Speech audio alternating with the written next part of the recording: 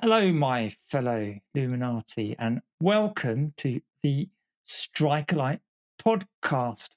In today's episode, John is going solo, so prepare for some light inspiration as he tells you, yes, you special people, all about the importance of evidence based lighting design. So sit back, turn up the volume, and strap in for the ride. Your brains are about to be bullocked. It's funny. I think it's funny. Hello, everyone, and thanks to Chris for that sparkling introduction there.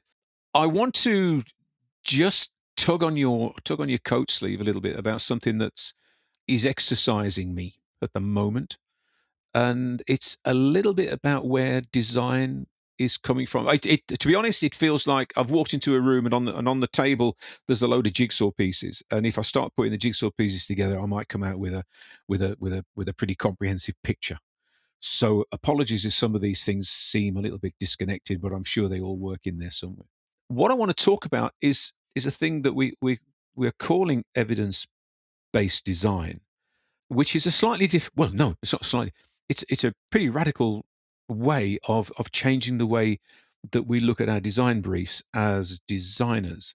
And I'm doing this in the light of a wonderful new document from the SLL, from Lighting Guide 23, Design, Creativity and Compliance. It's got loads of enthusiastic stuff in there, but there was inevitably going to be a but there, wasn't there? I feel that we're missing a trick in terms of where design needs to come from. We've always believed, really, that lighting designers obviously know everything there is to know about lighting. Clients know absolutely nothing but all about lighting, and therefore the clients need to open up to us to tell us what they feel they need, and then we go on and we do something else. We don't take any notes of the brief, but at the end of the day, hopefully the client won't have noticed. That's okay up to a point, because sometimes the client knows much more than we do about where design comes from. And another one of those jigsaw pieces is I'm at the moment I'm putting together a presentation for the LIA's TechX conference at the end of June, which kind of date stamps this talk. And it's a kind of it's an image where on one side we've got lighting guides and lighting standards, and on the other side we've got client evidence and what it is that clients want, non-lighting stuff that the lighting designer, we look to the great and the good of the SLL and the ILP and all the other alphabet soups, because all these guys get together, and and I've been part of that. We've all been part of that at some point, where we're talking about how we should be doing things, how light works in a space, how we should be delivering light in a space. But outside and beyond that, there is real life experience, and I feel that that's where the whole evidence-based design concept is coming from. It's not new. It's been around for the past 40 years in one guise or another. It's also known as outcome-driven design, which seems to be something that is more in IT than in architecture. But it's this idea that you have an idea of what the thing needs to do when you're finished.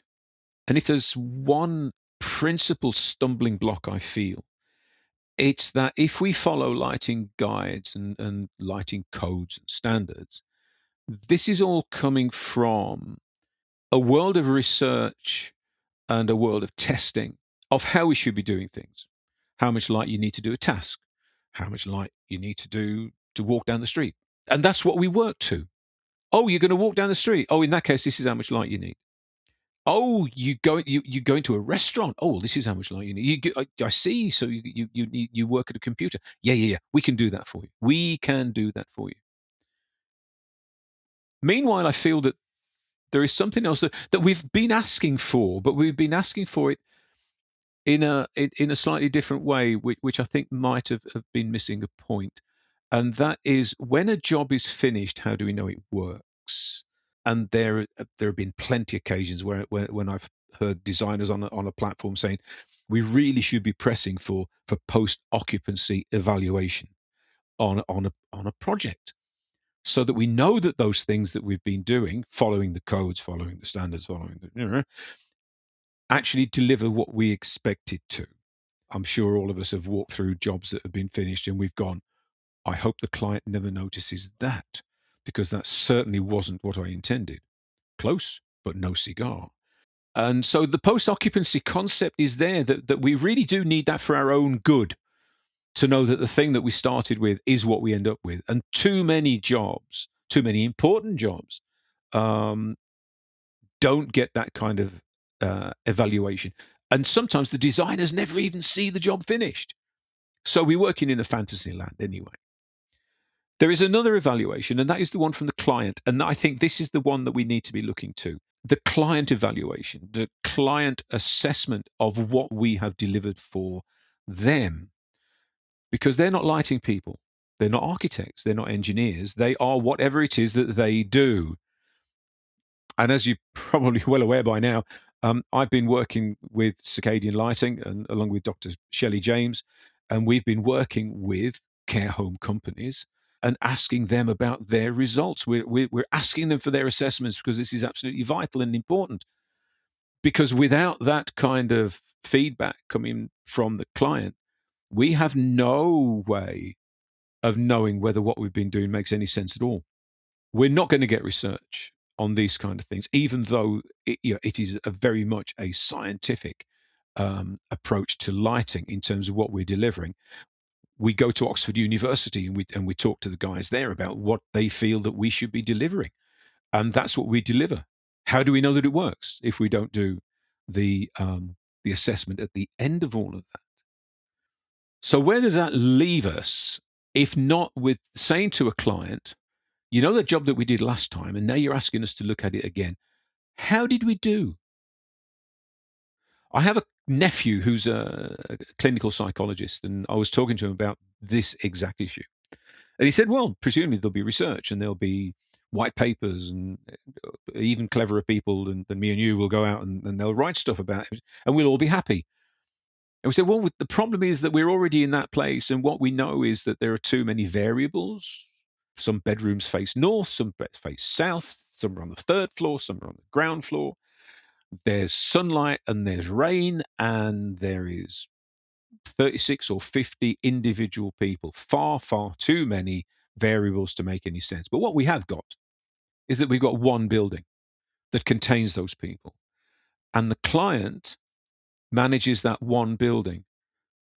So the outcomes are not based on individuals. The individuals obviously are benefiting, but it's the thing that can tell us whether we're going wrong or how we're going right is to say, how's the building getting on?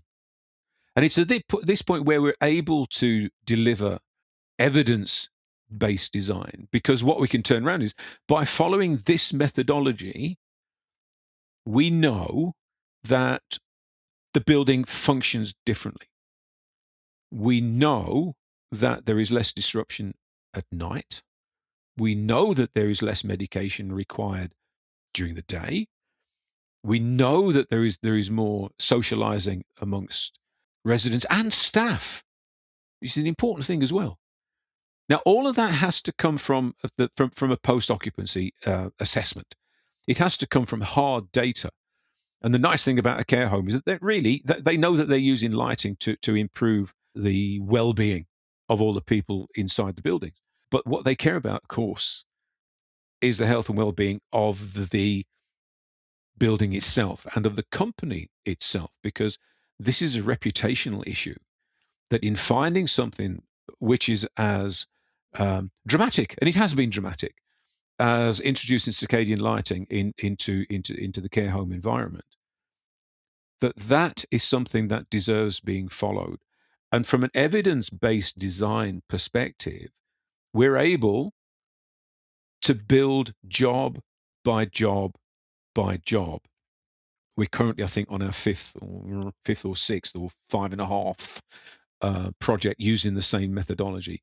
Interestingly, every building throws up its own individual requirements. So we can't just say, well, we're just going to repeat what we did last time, because you can't, because there's going to be something different. Rooms are going to be different. Access to the electrical the lighting locations is going to be different. we're designing stables of luminaires to satisfy different requirements. So it's not a rollout. It's not a good old fashioned commercial high street rollout operation that we've got here. It's an individual assessment. So that's where the design comes in. So those of us who are designers are happy that we end up with that. I've no idea how to deal with this today. Come back and talk to me again tomorrow, and I'll have an idea for you. So there is a lot of job satisfaction in all of this. And satisfaction is the word, because the satisfaction that the client delivers back to us doesn't come because we've been very, very clever in doing lighting design. It comes to us because we have listened to what they've said. We have listened to what the researchers have said. We have put all of that stuff together to create a lighting application that works. And unusually, possibly even uniquely, because I can't remember anything like this happening before, Shelley and I are sharing, let's call them promotional platforms. We are disseminating information, but let's call this a promotional platform. We're sharing those platforms with the client, with the care home managers. It is that cooperative adventure that we're able to say, we are all in this together. If we get it wrong, the whole thing goes wrong. And as long as we get it right, then that directory of evidence, and it will be a kind of directory, because every job will carry its own stamp when we come to look at the outcomes. The outcomes we expect to be similar from the point of view of what the house is doing. But I'm very interested to know, when we do that little sort of drill down into it, to find out how the clients, how the residents have indeed responded to the new lighting environment. It's the only change that happens. We're not painting any walls or giving them any new furniture. Nothing happens, just the lighting changes. And the thing that is making the difference for us is the fact that finally we've found the client found us. By happenstance, we found one another, and we were able to share all of that information. So the jigsaw puzzle that I seem to be building as I push these pieces around the table is the idea that we work off codes and guides and standards obviously has relevance because it gives us a starting point. But I don't think it's any more than that. I think what we have to be listening to is we have to be listening to clients. We have to be far more aware of client knowledge, client awareness, client emotion about their environment. Those conversations are desperately necessary.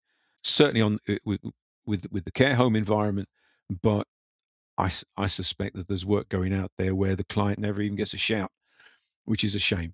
So there we are. That's me. I gave myself sort of a quarter of an hour to get this one out of my head and onto the e-waves. So I hope I've done that. I hope it's sort of raised a few questions in your own minds as to how we approach design.